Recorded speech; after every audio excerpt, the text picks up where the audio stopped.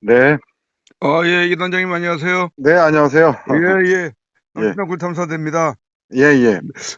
이달도 벌써 오늘이 27일이니까 다 가고 있는 셈이네요. 그죠? 글쎄 말이에요. 그 빨리 가네요, 제가. 예. 예. 아이고, 또 나이가 있는 만큼 세월이 흘러간다고 하던데 그렇죠. 진짜 그런 실감을 하고 있는 그런 우리 세대인 것 같아요. 예, 맞습니다.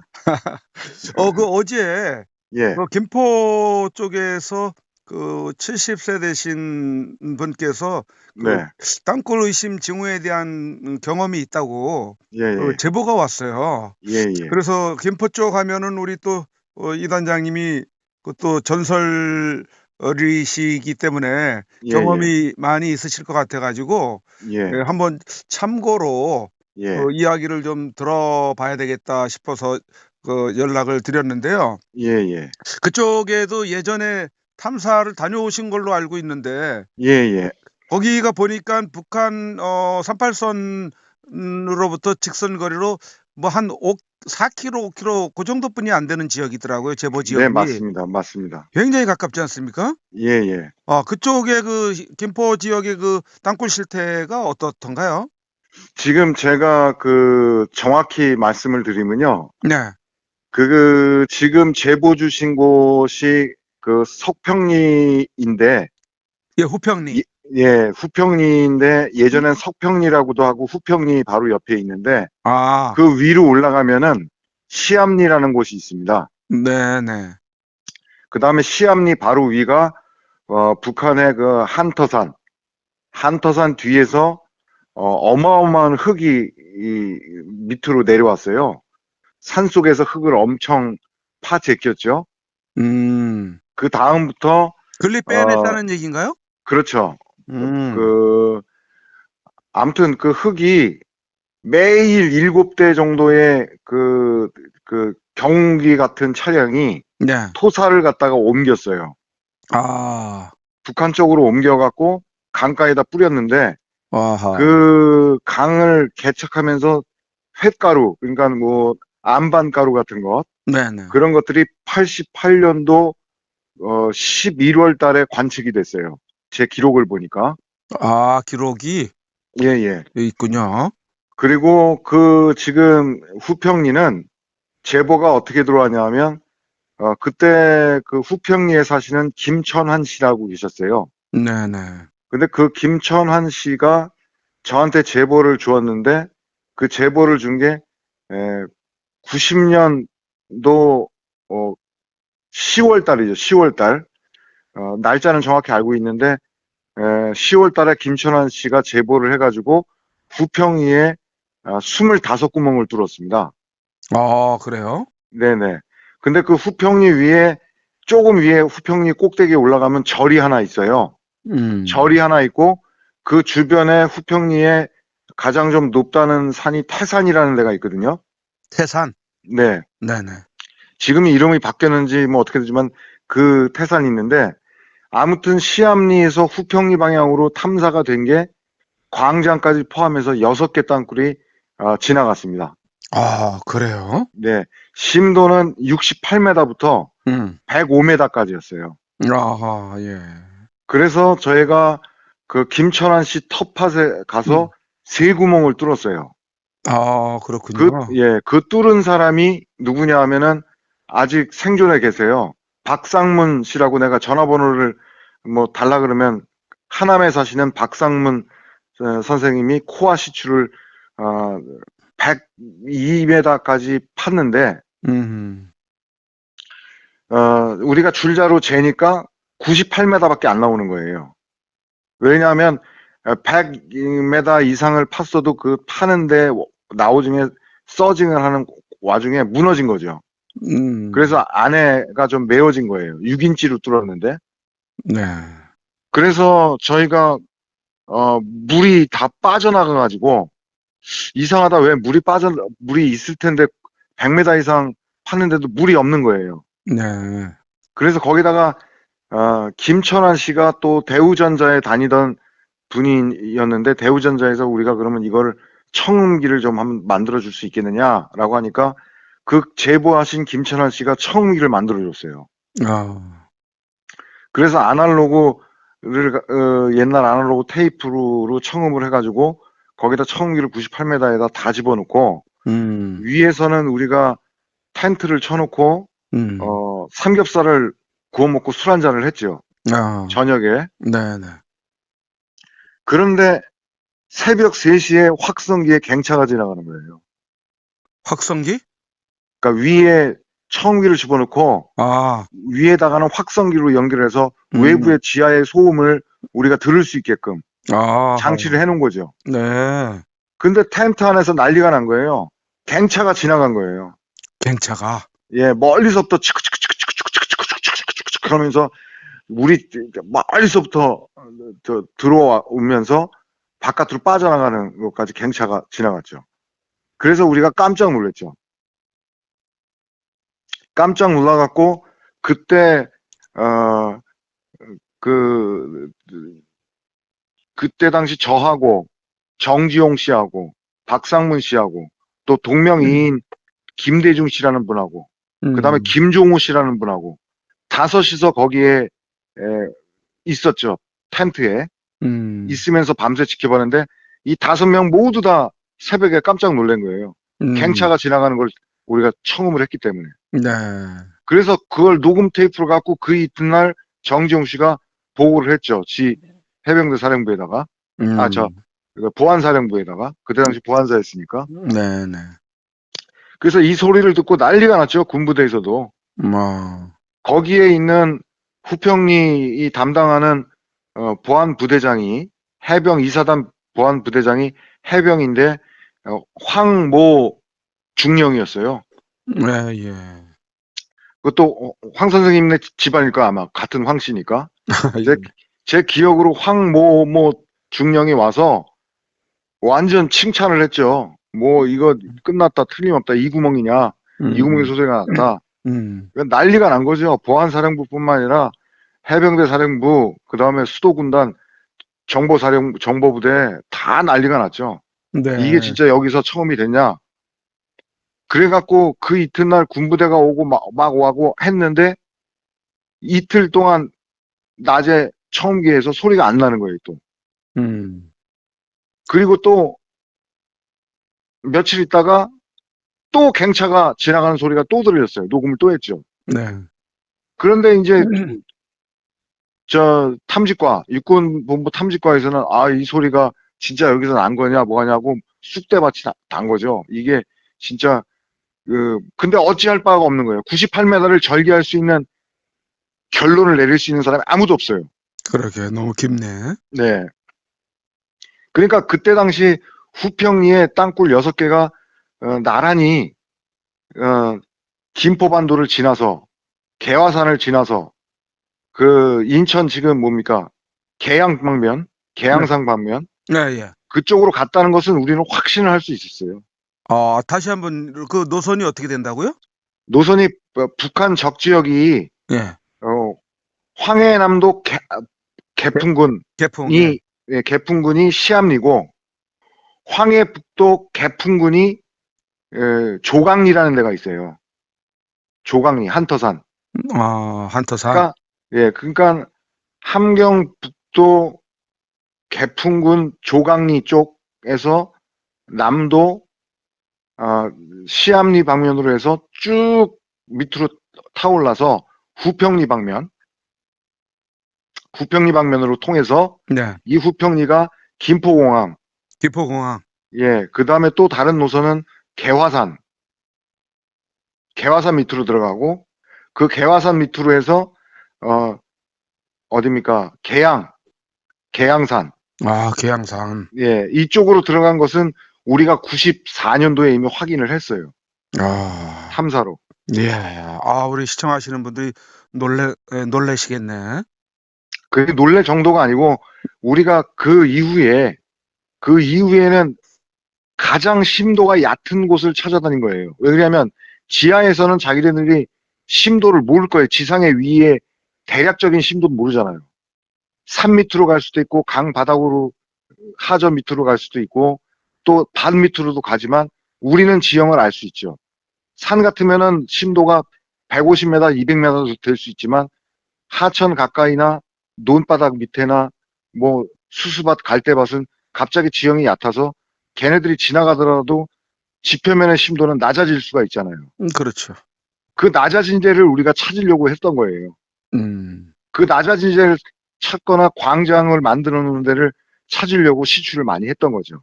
근데 이미 황해북도 개풍군 상조강리에서 하조강리로 내려와서 시암리로 내려와서 김포공항으로 가고 통진으로 가고 그다음에 하성면 후평리를 지나가지고 계양 방면, 개화산 방면으로 뚝 광장을 만들어서 나간 것을 우리는 확인할 수 있었죠. 아, 그게 그래서 지금 제가 판단하기에 그 후평리에는 네. 심도가 우리가 그때 당시 심도가 청음이 된 게 98m였어요. 그리고 청음이 된 다음에 이 소리를 갖고 우리가 심도를 판단할 수밖에 없기 때문에 98m에 하나, 그 다음 80m에 하나, 그 다음에 70m에 하나, 그 다음 60m에 하나, 이렇게 10m 간격으로 끊어서 청음기를 한 구멍에다가 넣었어요. 아하. 그런데 최고 청음이 잘 된 게 98m였어요.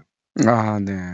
그러니까 나머지는 똑같은 것으로 세팅을 해갖고 VOR 기능으로 해놓고 12로 맞춰놨거든요. 감도를, 노이즈 감도를, 데시벨 감도를. 그런데 최고 소리가 강하게 나온 게 98m에 맨 바닥에 놓은 게 청음이 잘 된 거예요.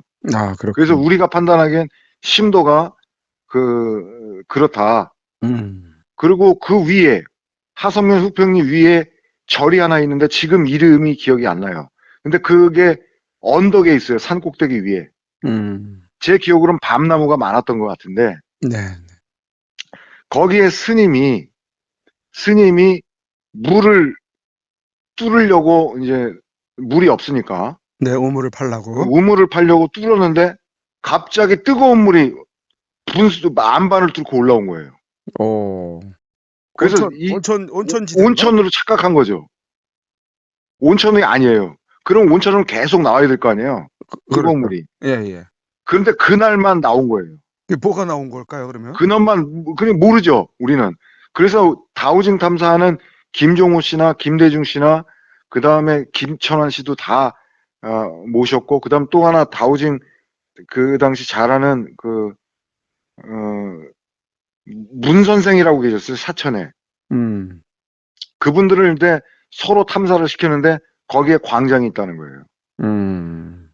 그 절을 아직도 찾을 수 있어요. 제가 가면. 이름이 그렇게 유명한 절은 아닌데 하성면 후평리에 가까운 절이 언덕에 있어요. 거기에 광장이 있더라고요. 그 지금도 광장이 있겠네요. 그러면. 있죠. 있죠. 하하. 그런데 제가 보기에는 그분이 집안에서 청음 소리를 들었다 그러면 크랙을 타고 올라왔을 거예요. 아, 그 크랙이요? 예, 왜냐면 거긴 안반이거든요. 그렇겠죠. 5m에서 8m만 파면 완전 화강암이에요. 네. 완전 다이아비트를 갈아 넣을 정도로 안반이 나오는데 거기가 변성암지대라고요. 변성암지대. 그러니까 화강암이 이제 변해서 이제 대리석이 될 그 중간 과정, 열이나 압력에 의해서 암질이 바뀌었다는 건데 거기에 배태되어 있는 암석들이 전부 다 화강암이에요. 그렇기 때문에 화강암이 이제 크랙이 생겨서 공진 현상 때문에 집안에 있는 사람들이 소리가 나는 거죠. 네, 그 집의 터가 네. 예, 그 건물이 바닥하고 이렇게 그 건물의 그 세멘트 그가 갈라져 있는데 지금도 그렇게 갈라져 있다고 그러더라고요. 그러니까 제가 얘기한 거예요. 분명히 확장 공사를 했거나 또는 무슨 공사를 하게 되면 그런 일이 나와요. 그러면은 네.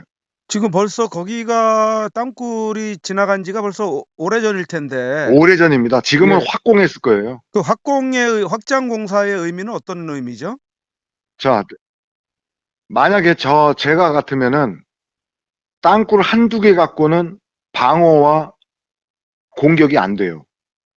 항상 장거리를 빨 땐 얘네들은 장거리 땅굴을 손바닥에 펼치면 5개 손가락이 나오잖아요. 네. 그 손바닥은 광장이 되는 거고 손가락은 침투로가 되는 거예요. 네네. 근데 이 침투로가 어느 한계가 다른 한계를 보완해주고 또 다른 한계가 다른 한계를 보완해주고 서로 엄폐, 은폐를 할 수 있고 진지를 만들 수가 있어요.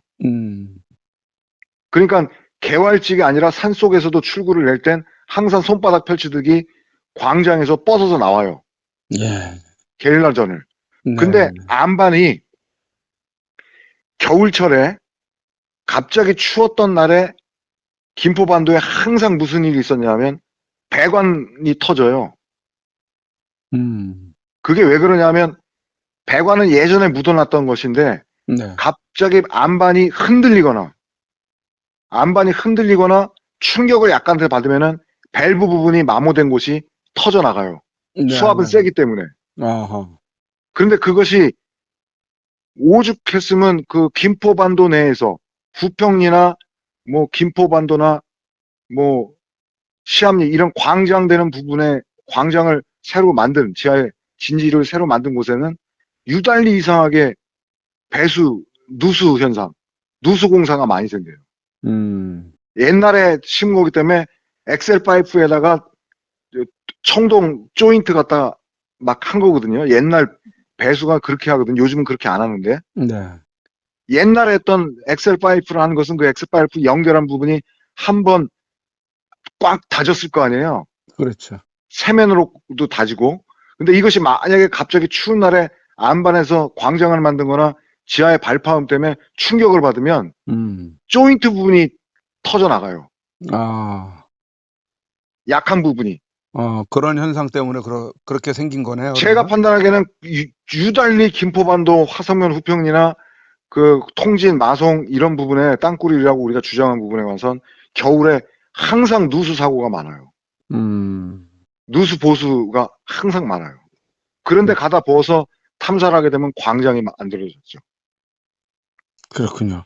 그 제보자의 말에 의하면은 네. 뭐 이게 작년 한 그 날이 더울 무렵의 그 기억이라고 그렇게 얘기하시고 네네. 그리고 인제 근자에도 간혹 어떤 그 소리가 들린다라고 그렇게 말씀하시는데 네. 그때 당시에 그 군인에게 인제 얘기를 했는데 그런 지하에서 그런 폭음이 나거나 하면은 네. 시스템에 의해서 감지가 된다. 고런 식으로 얘기를 했다고 하는데 그건 거짓말이죠? 걔네들이 얘기하는 것은 이제 그 네. 소리에 관해서는 대한민국에 딱 두 분을 내가 알아요. 한양대학교 오재흥 교수님, 그 다음에 배명진 교수님. 네. 이 두 사람이 내가 아는 상황에서 전 세계에서 소리 공학에 관해서는 최고의 박사님이세요. 네. 제가 배명진 교수님의 논문이나 뭐 이런 것은 내가 다 읽어봤는데, 배명진 교수님도 레이저로 청음하는 것이 있고, 또, 음파 탐지를 해서 데시벨 조정으로 컴퓨터를 넣어서 뭐 36팔 케이스를 갖다가 따로따로 소음마다 빼낸 그 전문가세요. 근데 저는 애초에 저하고 30년 지기 된 오재흥 교수님이 소리 음파에 대해서는 아주 우수하신 분이거든요. 그 오재흥 교수님이 당시 땅굴임이 틀림없다라고 말씀하셨습니다. 아하. 하성면 후평리에. 땅굴 아니고는 안 된다. 우리 청음기를 갖다가 분석을 하셨어요. 우리가 청음하는 청음 세트를 갖고 여기에서 청음 소리를 들었습니다. 이 소리를 해주십시오.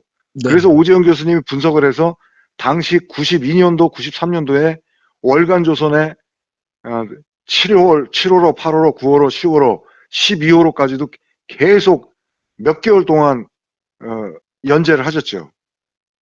그렇기 때문에 소리는 거짓말을 할 수가 없어요. 근데 군에서 하는 소리는 네.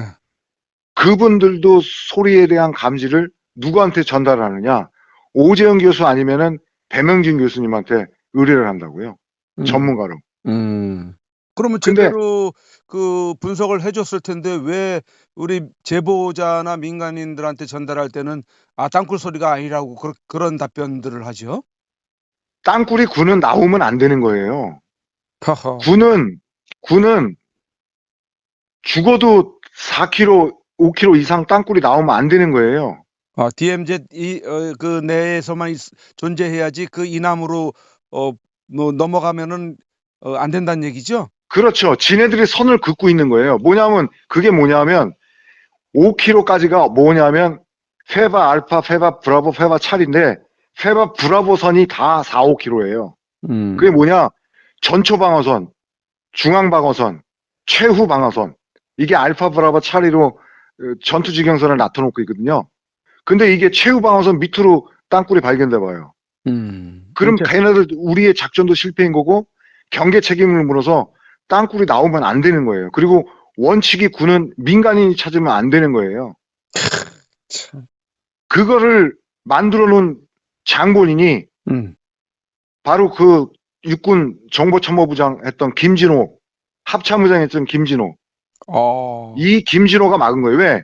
김진호가 그 투스타 시절에 육군본부 정참부장 시절부터 땅굴 아니라고 못을 박은 거예요. 직무유기를 한 거죠. 그 양반이 방송에 나와서도 그 모진 죽어도 안 되는 거예요. 자기가 나오면 연금도 뺏기고 못된 말을 모든 하는데. 것을 옛날 말하면 능지처참을 해야 됩니다. 역적입니다. 역적. 이 지금 자, 그 고인이 됐잖아요. 고인이 됐죠. 자, 상식적으로 생각해 보세요. 1땅굴, 2땅굴, 3땅굴, 4땅굴 공식적으로 발견됐는데 1땅굴은 40m, 25m니까 제외한다고 선쳐요. 군 논리대로 맞아요. 3, 4km 이내에 나올 수 있어요. 그런데 2, 3, 4땅굴 평균의 심도가 118m입니다. 평균 심도가. 지하. 네네, 지금. 예. 그러면 3, 4km를 갔다가 100km에서 수직으로 강화해서 올라옵니까? 못 올라오죠. 못 올라오는 게 거짓말인 거예요. 그리고 4땅굴처럼 또 변명을 해요. 4땅굴처럼 산 중간을 터서 내려온다. 그것도 거짓말입니다. 강원도 지역은요, 적지가 산간으로 구릉으로 되어 있기 때문에 쌍방간에 피하간에 은폐, 엄폐가 다 가능해요. 땅굴이 나온다 하더라도 방어진지를 채울 수 있어요. 산 속은. 그러나 김포 중부정선이나 서부전선에 나온다 그러면은 이건 엄청난 심각한 문제예요. 자, 그러면은 그렇게 네. 예, 그 장거리 땅굴이 있으면 안 된다라는 거를 논리를 그렇게 최고위층에서 그렇게 주장을 했다고 손치더라도 네. 그게 지금 뭐 고인이 되고 지금 이 땅에 없는데 그러면은 네. 그 당시에 자기 생각에는 있는 것 같은데라고 했던 사람들도 그 고위층에서 그렇게 얘기하니까 입 다물고 있었다 손치더라도 지금에서는 얘기할 수 있어야 되는데 지금도 여전히 그 은폐를 하고 그러고 있지 않습니까? 자, 그것이 뭐냐면 육군본부 탐지과가 자신들이 움직일 업무를 하지 못하는 거예요. 탐지과가 뭐 있어요? 탐지과는 땅굴을 찾으라고 있는 부서인데 네. 땅굴을 찾았습니까, 여태까지? 뭐 33년 동안 못 찾았잖아요, 지금까지. 없고 민간인들이 찾으면 안 되는 거예요. 자기네들 직무를 월권했다는 거예요, 민간인들이. 민간인들이 찾아냈다, 어디다 시침을다 발표하면 기습당했다고 생각해요. 자기네들이 공격당했다고. 아니, 찾은 거는 그냥 제보로 생각을 하면 되는 거지. 아니에요. 절대 어떠한 조사도 안 합니다. 하하, 기가 막히네요. 예. 어떠한 조사도 안 합니다. 그것을 밝힌 것이 누구냐? 차장, 탐지과나 그 모든 것을 감시했던 원스타를 다뤘던 한성주 장군이 있을 때도 엄폐한 게 발각이 돼서 한성주 장군이 자기가 정보 차장 시절에 민간인 말이 다 거짓말이다라고 보고를 받았는데 나중에 나와서 보니까 우리 말이 다 맞거든요. 아하. 그래서 실성하듯이 민간인 탐사단한테 미안하다고 얘기하면서 땅굴을 앞장서는 거예요. 지금도. 네, 그때 당시에 2014년 말 무렵에부터 우리 한 장군이 좀 땅굴에 관심을 갖기 시작을 했던 왜 걸로 그러냐면 기억을 해요. 합참에 있을 때 합참에 정보 차장을 했어요. 아, 그러니까 탐지과를 자기 직속에 부하했었죠. 원스타 시절에. 그런데 그 당시도 차장 시절에 한성주 장군이 민간인이 보고 오는 것은 다 거짓말이다. 안 됐다라고 해서 무시했는데 전역하자마자 김영기 장군을 만나고 자료를 듣고 자신이 확인한 거예요. 김 그러니까 누구요? 김영기 장군이라고 있습니다. 김영기? 네. 아, 네. 그 확인을 하니까 이 다 거짓말이거든요. 자기가 탐지권에다 확인해 보니까 사실 확인해 보니까 다 거짓말이에요. 조사도 안 한 거예요. 아, 그러니까 뒤집어져 가지고 전역하자마자 땅굴 민간인들 말에 맞고 합참 땅굴 탐지과에 속았다. 아, 그 배신감에 한성주 장군이 앞장선 거죠. 아, 그랬군요. 예. 그러면은 그게 만약에 땅굴인 것이 확인이 드러났다 그러면은 그 전에 다 거짓말했던 사람들은 전역을 했다고 하더라도 아니면 고인이 됐다고 하더라도 처벌할 수 있나요? 여적죄로 처벌할 수 있어요. 여적죄로? 네. 여적죄로 똑같은 방향. 왜냐면 군이 나오는 것을 알았든지 몰랐든지 여적죄로 처벌할 수가 있어요. 근데 여적죄로 처벌이 논리상은 되는데 뭐 참 힘들겠죠. 여적죄는 그러게요. 군인으로서 엄청난 어, 사형이에요. 여적죄는 그렇죠. 사형이죠. 최고가. 최고 사형인데 네. 그럼 당시에 그 단장님이 그 김포 쪽에 그런 그 청음을 통해서 나왔는데 너무 깊다 보니까 손을 못 쓰고 그냥 지나갔다는 거 아닙니까? 지나간 정도가 아니라 나중에는 왜 또 소리가 안 나느냐. 소리가 나야 되지 않느냐. 이런 식으로 얼머무리하고 끝낸 게 종결된 게 한두 건이 아니에요. 이야, 이게 뭐, 그 대한민국 땅으로 영토로 땅굴이 들어온 것을 깊이가 어떻든 간에 알게 됐으면 그걸 끝까지 찾아내서 해파를 하든지 해야 될 텐데 네. 그런 식으로 무마해가지고 여태까지 온 거네요, 그러면? 제가 더 심한 얘기 해줄게요. 도곡이라는 곳이 있습니다. 북한 지역이에요, 도곡에. 그러니까 김포반도 바로 한강 건너 도곡이라는 산 중턱에 네. 똑같은 토목공사가 이루어져요. 산속에서 배사면지에서 어마어마한 토사가 매달 한 1년 넘게 해주까지 옮겨가가지고 돌가루를 뿌려요. 그 돌가루를 뿌리는데 바닷물이 색깔이 안반 색깔로 회색이 돼버릴 정도로 그 간척 사업을 해요. 그 돌가루나 돌을 꺼내서 거기다가 내가 해주까지 가서 거기다 간척 사업을 해요. 북한 애들이. 그 많은 양들이 얼만큼 나왔느냐. 그 다음에 또 그 돌들을 가지고 산속에 돌 가지고 뭘 만드냐면 대전차 방벽을 김포반도 전역을 걸쳐서 파주에서 해주 밑에까지 2m 높이의 2m 높이의 폭 3m를 쌓아 올립니다. 그 돌이 어디서 나왔느냐? 다 산속에서 나왔어요. 아, 다 지하에 땅굴 파면서 나온 버럭으로 그렇게 처리를 하는군요. 그렇죠. 그렇죠. 그리고 그 도고개를 건너서 징후가 있다라고 우리가 제보를 해줬어요. 그런데 군활이 모 지역에 우물 파는 사람이 윤태원 씨라고 계셨어요. 그 한터산 밑에 거기서 한터산이라 죄송합니다. 정정하겠습니다. 군활이라는 곳에서 마을에 우물을 뚫는데 25m에서 3m가 노트가 떨어졌어요. 그 다음 물이 빨려 들어갔어요. 그래서 해병대에다 신고를 했어요. 근데 해병대도 조치를 할 수 없으니까 6번에다가 정보를 했어요. 3일 동안 무슨 일이 있었는지 압니까? 3일 만에 왔거든요. 3일 만에 비어있던 시추공이 물이 차올라요. 물이 빠졌던 게. 그게 무슨 얘기냐? 땅굴하고 관통이 됐는데 얘네들이 역대책으로 메운 거예요. 네네. 돌로 메운 거예요. 그 다음부터 물이 차올라요. 물이 빨려 들어가던 것이. 그 해병대에서 뭐라 그러는지 압니까? 그 위에다가 표지판을 써놨어요. 노트가 낙하한 곳 지점 시추공 하고 편말을 받아놓고 몇 달 동안 감시를 했죠. 자, 이게 무슨 얘기냐면, 땅굴에 어떤 제보가 들어왔다, 신고를 했다, 최소한 조사 나오는 게 3, 4일이에요. 6번에서 나오는 게. 음. 이미 얘네들은 다 메워놔요. 역대책을 하고 도망간다고요. 네네. 군화리에 그런 일이 있었고요. 음. 그 다음에 석정리에도 그런 일이 있었고, 김포는 한두 개가 아닙니다. 석정리에도 그런 일이 있었고. 그 다음에 가장 제가 김포반도에 징후를 나왔을 때는 월간조선에도 나왔습니다. 김포 관측 요원, 김포반도의 장거리 땅굴 징후 있다. 그 징후의 증거들 하면서 그 한강 하구에 갯벌이 갈라지는 현상 사진을 4장을 갖다가 제가 찍었습니다. 비노킬러로. 어. 그 4장을 찍은 것이 최초의 김포반도 장거리 땅굴이 지나갔다는 것을 신고를 하게 된 거예요. 최초로? 네.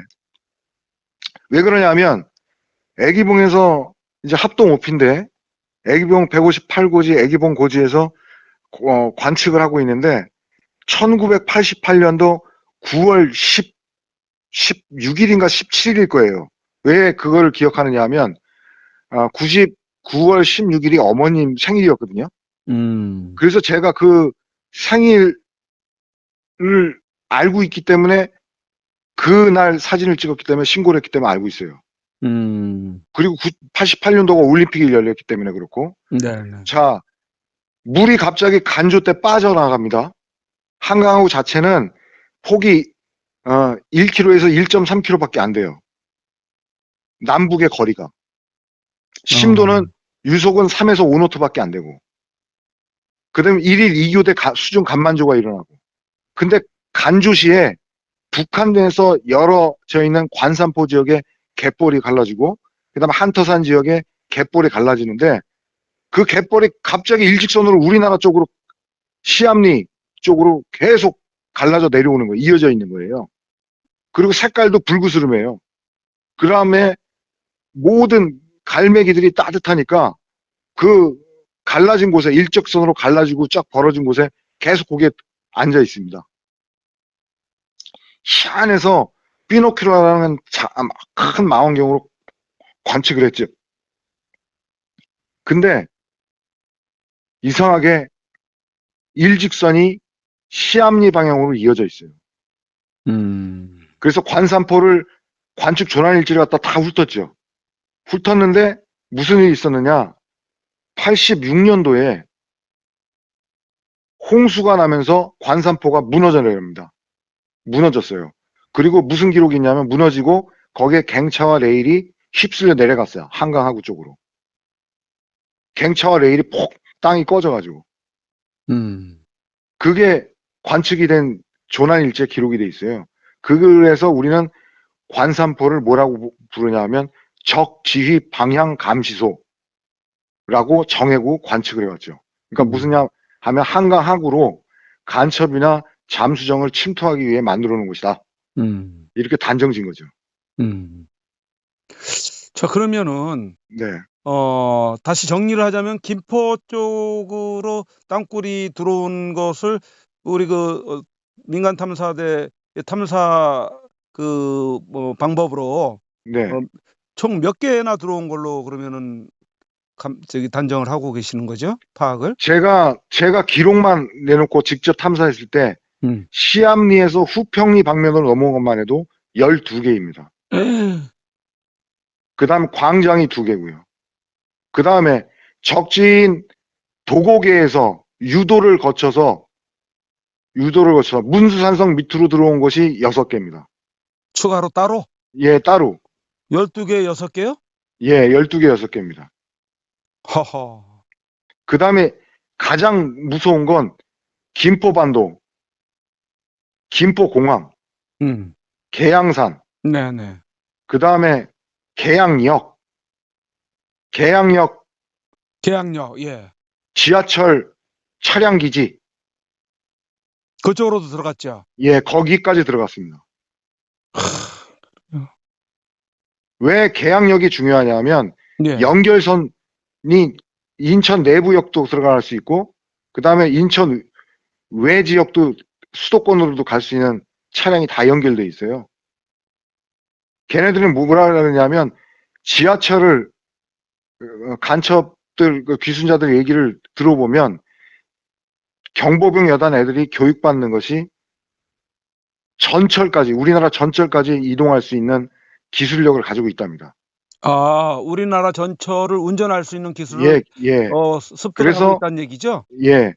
그래서 도봉산 차량기지, 그 다음에 계양산 차량기지, 음. 그 다음에 사당역 이 세 군데의 모든 경보병 여단 게릴라군을 저 땅굴로 나와서 지하철을 탈취해서 음. 지하철역마다 다 침투시킨다는 겁니다. 요지에. 그래서 일시에 점거해서 그 이튿날 아침 6시, 7시까지 인고기가 관청에 날리게끔 하는 것이 계획입니다. 아. 그 뭐 그것이 일시에 이루어질 거예요. 예, 지하철을 이용하지 않다 손 치더라도 뭐 전국 곳곳에 그 땅굴이 굴착이 돼 있기 때문에 네, 뭐 동시다발적으로 나올 수 있는 그런 역량은 지금 구축이 돼 있다고 보는데 네, 이 지하철 기지를 탈취하는 주요 목적 중에 하나는 또 그 무기를 공급해 주는 그런 그렇죠. 역할도 할 수 있다고 보여지거든요. 그렇죠. 지금 그리고 예. 왜 그러냐면 예전에 첩보를 입수한 게 우리가 무슨 첩보를 입수했냐면 그 어, 충청도에 이중 간첩 나오기 전에 난파 간첩 2명을 안기부에서 나가서 팀원을 수색했는데 안기부 요원도 죽고 거기에 한 사람만 살아남고 두 사람 중에 한 사람은 사살하고 한 사람은 생포했는데 지금 자유의 몸으로 다니죠. 그 사건 이후에 알게 되게 된 것이 부부간첩 사건이고 부부간첩이 접선한 게 서울대 고영복 교수하고 고정간첩 사당역에 있었습니다. 그게 고영복 교수 치면 부부간첩 사건 나오면 아는데 사당역에 고정간첩이 캐션 마크에 있었어요. 안급위에서. 왜 사당역에 고정간첩이 있었느냐. 8계단 좌표로 서울에 있는 지하철 좌표를 모두 입수하고 지하철 도면을 입수해 갔습니다. 북한이. 이미. 예. 그게 저 기사에도 나왔었죠. 네. 무슨 그것이, 정황과 여자 예, 맞습니다. 예, 한 사람은 예. 어금니에 있는 캡슐을 묶고 남자는 죽었고, 여자만 생포했죠.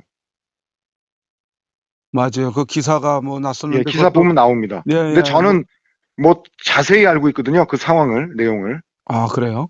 예, 자세한 상황은 또 나중에 한 번 더 기회 돼서 예, 한번 예. 말씀해 주실 수 있으면 말씀을 해 주시면 좋겠네요. 예, 예, 알겠습니다. 그렇게 하시고 그다음에 마지막으로 그 통일전망대 쪽에서 우리 단장님이 대대적인 그 작전을 했던 걸로 제가 알고 있는데 예, 예. 그 얘기를 좀 한번 해 주시겠어요? 자, 도로변에. 예. 거기에 나와 있는 것은, 제가 이 말씀을 드릴게요. 먼저, 이필섭 합참의장이라고 있었습니다. 네네, 이필섭. 이필섭 합참의장이 불교 신자인데, 불교 스님한테 이상한 얘기를 들읍니다. 자기가 기도 중에 알게 됐는데, 오두산, 네. 통일전망대가 오두산이거든요. 그렇죠. 예. 까마귀 오자에 머리 두자, 매산자. 까마귀 머리처럼 생겼다고 해서 오두산이었는데, 그것을 이제 통일전망대로 바꿨는데, 그 전망대를 티켓으로 보고 땅굴을 팠다. 아. 그래가지고 이필섭 대장이 사비를 들여서, 군에서 들으면 안 되니까, 사비를 들여서 60cm 시추기로 54공을 뚫습니다. 60cm 대공으로 뚫었네요. 네, 대공으로 뚫었습니다. 허허. 그것도 몇 메다 뚫었냐면 한 80m, 100m씩 뚫었어요. 아이고, 저런. 그러니까 그게 실수죠. 거긴 아니거든요. 제가 판단하기엔 그 장소는 아니었습니다. 근데 뭔 근거를 가지고 그렇게 그 뚫었을까? 근거가 스님 얘기를 들은 거예요. 아하, 스님. 예, 스님이 또 탐사 능력이 있다 그래가지고 그 스님 말을 듣고 이필섭 대장이 다른 건설업자에 대한 메인 제인을 해갖고 사비로 건설회사가 거길 뚫은 거죠. 아, 그 스님이 다우징을 예, 예, 한답니까? 예. 그거는 정확히 모르겠어요. 아, 모르고. 예. 지금도 가다가 보면 다리가 있어요. 통일전망대로 올라가는 도로 위에 고가다리가 있어요. 예, 있죠. 예, 고가다리 바로 밑에 가다 보면 지금도 보입니다. 54공을 나란히 1m 간격으로 뚫은 데가. 아, 그게 이필섭 그 장군이 예, 뚫은 예, 거예요? 맞습니다. 예, 이필섭 장군이 뚫은 겁니다. 아, 그때 그러면 이 단장님이 관여를 했습니까? 안 했습니다, 그 당시는. 아, 그때는 안 했고. 예, 야, 그 당시는 우리가 뭐라 그러냐면 이필섭 대장한테 거기는 아니다. 주장을 했어요. 아, 그때 그 상황은 알고 알고 접했었던 있었죠. 작업 들어가기 전부터 알고 있었죠. 아, 내용을. 네, 내용을 알고 있어 거기는 아니다. 팔려면 어딜 파느냐? 아쿠아랜드 앞을 파십시오라고 얘기를 했어요. 아쿠아랜드 하면 또, 아, 사연이 또 많죠. 많죠, 아쿠아랜드. 그거는 다음 시간에 한번 또 연결을 해서 예, 예. 예, 이야기를 해주시면 좋을 것 같은데, 네, 지난번에 그 제오 땅굴 해가지고 예, 우리 예. 그 단장님이 말씀해 주신 내용을 많은 분들이 보시고 네네. 많은 그 놀라움을 금할 수 없었던 그런 반응들을 보였었는데, 예, 예. 뭐 이 단장님은 벌써 그 땅굴 쪽에 관여하신 지가 예, 오래전의 분이시기 때문에 그렇죠. 뭐 88년도 9월 달에 제가 신고한 게 그 신고 때문에 정기용 씨 보안사 대공 반장도 만났고 정보사령부 이지섭 대령도 그때 당시 만났고 네. 그래서 이제 땅굴이 신고가 돼서 된 게 김포반도 신고가 된 게 최초였죠. 그게 1988년도 9월 16일인가 17일이었습니다. 예, 벌써 군 기록에 나와 있어요. 그때만 해도 지금으로부터 한 약 50년 가까이 되는 세월이 예, 예. 되는 건데, 네, 예, 한 40년 되는군요, 40년. 네. 이야, 참, 그러한 그 전설적인 인물이 그 땅굴 하나도 그 인정을 못 받고 그렇게 네. 예, 묵살을 당해가면서 여태까지 왔으니 그 마음은 얼마나 참 썩어 문드러졌겠어요. 예? 저희는요, 제가 그 사진을 1993년도인가 4년도에 월가조선 조갑재 부장님한테 그 사진을 증거로 김포반도 증거를 해서 월간조선에도 제 이름하고 그 내가 최초 보고했던 사진이 월간조선에 나와 있어요. 음. 그 7호로인가 8호로에 나와 있어요. 네. 92년도에 월간조선에. 그 음. 증거도 있고 가장 중요한 건 뭐냐면 애기봉에서 우리도 해병대하고 우리 육군하고 또 가끔 미군도 올라오지만 축구를 할 거 아니에요, 오후에. 근무 시간 끝나면. 족구대회나 축구를 해요. 네네. 그게 애기봉 전망대 132고지 그 헬기장에서 했거든요. 근데 어느 날 저녁에 꽝 하고 소리가 나는 거예요. 꽝꽝꽝. 그래서 이 소리가 무슨 소리냐 하고 봤더니 바로 애기봉 밑에서 난 소리예요. 아. 그 소리가. 아니 애기봉만 해도 132고지면은 그 지하는 또 땅굴 속에서 난 소리라면 지하는 또 한 100m 내외 정도 될 텐데. 그러니까 광장이 있으면은 소리가 난다니까요. 트랙을 타고. 도합 한 200여 미터인데도 그런 소리가 올라왔다는 얘기네요. 올라옵니다. 광장이니까 얕게 있다는 거죠, 형성이. 아, 광장. 한 3, 40m 밑에 광장을 산속은요. 네. 얘네들이 능선을 타고 광장을 만들어요. 우리 산맥을 보고 팝니다. 강원도는 수없이 팠을 거예요. 평창도 화양 냄새가 진동하면서 팠으니까 우리 동지들이 다 봤기 때문에. 자, 그러면은 진짜 마지막으로 네네. 이 수많은 땅굴 탐사로 나온 그런 그 증거들, 소리들, 네네. 그리고 징후들 이런 예. 부분들을 자꾸 그 시청하시는 분들은 댓글상에 네. 뭐 신고해라 뭐 이렇게 해라 저렇게 해라 이렇게 얘기하는데 신고해도 안 하는데요? 움직이지 않는데요? 단장님만 해도 뭐 신고를 뭐 한두 번 해봤겠습니까마는 여러 번 했죠. 그렇다고 해서 또 안 할 수도 없고 그렇죠. 그렇다고 해서 우리 민간 탐사대가 일일이 다 신고하면서 그 후속 처리를 할 수 있는 것도 아니고 저는 그래서 어떻게 해야 됩니까? 저는 감사원이건 청와대건 대통령 인맥이든 계속 줄기차게 민원을 냈고 신고를 해왔어요. 음. 근 40년 가까우도록 신고를 해왔지만 되돌아온 건 아니다. 그러면 잘 보자.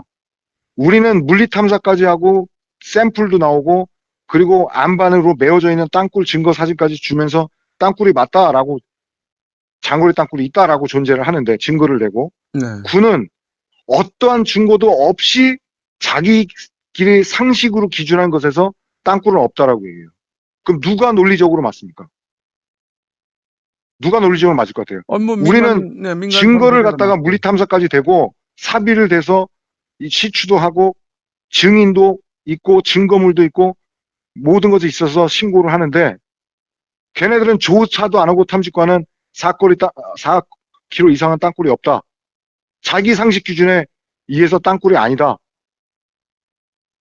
그렇게 결론을 내는 거예요. 어느 논리적으로 어느 논리가 맞습니까? 그래서 저는 얘네들한테 신고할 필요가 없다. 하하. 이제는 일용할 양식만 충족이 되면 나머지 돈 버는 것은 내가 막아야 된다. 막지 못하면 안 된다. 그래서 평창도 뚫고 기름 넣고 매몰시키고 너희들 우리가 여기 땅굴 파는 거 우리는 안다. 너희들 봐라. 그리고 석유 넣고 휘발유 넣고 TF 넣어가지고 시추공에 불 지르고 관통구에 불 지르고 또는 관통시켜갖고 지네들이 물로 채우게끔 만들고 누군가 우리는 알고 있다 니들이 파고 있는 것을 그래서 저지하는 것에 힘을 쏟는 것입니다. 이젠 누구한테 신고해봤자 진실은 언젠간 거짓이 밝혀질 것이고 진실은 소명이 될 것이고 그래서 저는 요즘엔 얘네들 신고하고 옷 뺏기고 고소 고발하고 이거 할 필요 없다. 주어지는 대로 일용한 양식만 된다면 나머지는 우리가 군사적으로 가장 위험한 곳 거기를 막자. 최소한 니들이 여기 땅굴 파는 거 우리가 알아. 여기 포기해. 단념해. 우리가 알고 있으니까. 그래도 이런 활동을 하는 것 뿐입니다. 그러니까 그런 거를 해도 그렇게 그 효과적일 것 같지 않은 이유가 걔네들은 그 장소가 발각이 되고 그러면은 또 파죠. 예, 또 메꾸고 파죠. 또 돌아가지고 옆에서 또 네, 진출하고 우회합니다. 우회합니다. 예, 우회하고 그러기 때문에 네, 그렇게 그 전략상 네. 저들에게 그 타격을 줄 수 있는 방법은 이제 아닌 것 같은데. 아, 근데 화공은 다릅니다. 화공은 관통구에다가 기름을 넣고 휘발유를 넣어서 태우면 지하 밑에서는 연결된 통로마다 다 들어갑니다. 연기가. 자, 화재가 났을 때 사람이 타서 죽은 것은 별로 없습니다. 대부분 90% 이상이 소방관한테 물어봐도 아시겠지만 질식사입니다. 화재를 나서 불에 타서 죽는 것보다 질식사입니다. 질식사. 시체는 온전히 건질 수 있는 것이 많아요. 그렇기 때문에 지하에 관통구를 갖다가 관통을 해서 기름을 넣어서 화공 작전을 제가 하는 이유는 지하는 관통돼 있으면 공기가 나는 대로 불이 빨아들이기 때문에 연기가 타기 때문에 저진할 수 있죠. 그래도 일단은 지금 우리 그 국민들은 이제 이스라엘의 그 하마스 땅굴로 인해서 네, 북한이 이 연관이 있다라는 걸 알고 네, 지금 남침용 땅굴이 있을 거라는 생각을 하시는 분들이 좀 많아진 상태인 것 같은데 네, 이렇게 우리 또 남침 땅굴 탐사대를 통해서 네, 지금 많은 땅굴에 관련된 과거 땅굴들도 이제 새삼 이렇게 좀 소개를 하고 있는데 예, 우리 예, 그 시청하시는 분들이 보면은 네. 이거 뭐 몇 년 전 땅굴인 것 같으네. 그러면서 시시하게 생각하는데 그게 시시하게 생각할 문제가 결코 아니지 않습니까? 과거 아유, 다시 땅굴이면 살립니다. 아니 걔네들이 과거에 그런 그 현상이 발견된 땅굴이면 지금은 뭐 몇 년이 흘렀으면은 지금 몇 년 흐르는 사이에 얼마나 많은 그 진출을 했겠는가에 생각하면은 이 과거 땅굴이 정말 굉장히 더 무서운 땅굴 아닙니까, 솔직히? 지금 무서울 정도가 아닙니다. 네. 화성 증평으로 간 땅굴만 해도 증평에는 15개를 팠고요. 어. 15개를 봐서 13공수 밑으로 다 지나갔습니다. 청주 비행장까지 방향으로. 그 다음에 화성은 이미 여러 번 절개를 했었고 하지만 그 밑으로 우회해서 매송국민학교, 매송초등학교를 지나서 우정읍을 지나서 발안, 방명, 평택 방향으로 지금 4개가 가고 있습니다. 아, 발안, 평택. 예, 예. 아, 평택 그 미군 기지 쪽으로도 땅굴이 들어가 있던데 보니까. 예, 물리탐사 했습니다. 물리탐사 증거도 제가 카톡으로 보내드렸잖아요. 아, 그쪽에 평택 미군 부대 쪽에 물리 탐사를 했어요? 예, 화성에다 했습니다. 화성. 아, 화성. 예, 그거 제가 물리탐사 자료 드렸잖아요. 증병도 물리탐사 자료 드렸고. 그걸 보시면 압니다. 아, 이 발안, 평택, 아유, 정말 뭐, 그 뭐 먼 지역 아닙니까? 점점 내륙으로. 먼 지역인데 전부 다 저는 알고 있어요. 걔네들이 파는 루트를. 왜 그쪽으로 파는지도 이유를 알고 있고. 어쨌든 우리 그렇다고 해서 그냥 뭐 우리 포기하고 있으면 안 될 상황이기 때문에. 그러니까 제가 신고하는 시간에 네. 어떻게든지 그 위치를 탐사를 해서 막을 방법. 우리가 너희들 파는 거를 다 노출됐다. 포기해라라는 것. 또 메우거나 우회를 하더라도 어떻게 됐든지 지연시킬 수 있잖아요. 네. 어쨌든 뭐 우리 그 국민들은 네. 이러한 소식을 접하고 이건 뭐 신고해도 안 되는구나 이렇게 하면 안 되고, 예, 군 당국이나 정부에 이렇게 네. 계속 그 목소리를 내줘야 될 필요성이 있지 않습니까? 있지요. 예, 그리고 우리 또 민간 탐사대는 계속해서 또 후원이 되는 대로 네. 그 탐사하고 시추하고 또 네. 그 소리들을 담아가지고 공개해 나가는 그런 활동들은 중단하지 말고 계속 해야 될 필요성이 있을 것 같아요. 예. 오늘 또 말씀 감사드리고, 예, 예. 예, 또 다음 기회에 예. 또 추가적으로 예. 전반적으로 아는 것을 다 이렇게 공개를 해주는 그 역할을 좀 해주시면 좋을 것 같아요. 예, 알겠습니다. 네네. 오늘 말씀 감사합니다. 예, 고맙습니다.